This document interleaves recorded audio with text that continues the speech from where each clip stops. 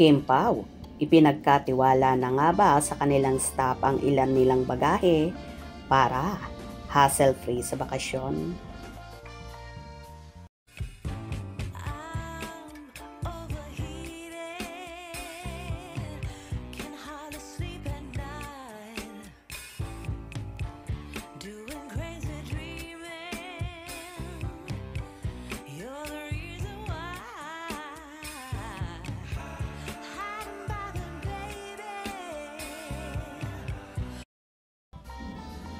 Mainit na pinag-uusapan ngayon sa social media ang pag-alis ni Kim Chiu at Paolo Avellino matapos ang show nila sa Birmingham sa United Kingdom para sa ASAP.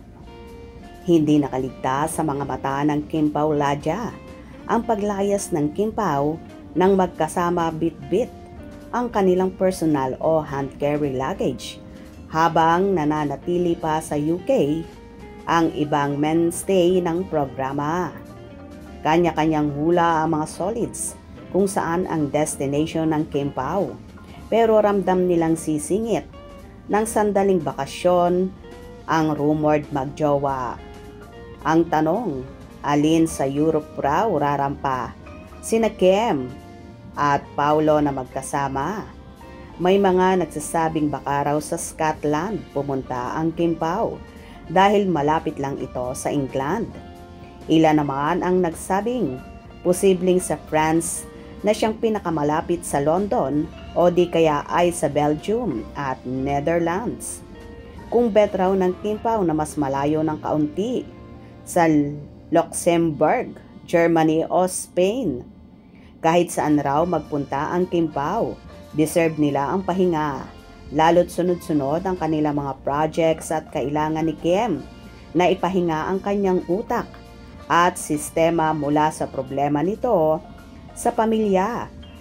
Isa itong ayuda at malinaw na resibo sa paningin ng Kim Pao Ladja sa pagkakaroon ng totoong romansa kina Kim at Paolo na hindi lang pang screen o pang showbiz.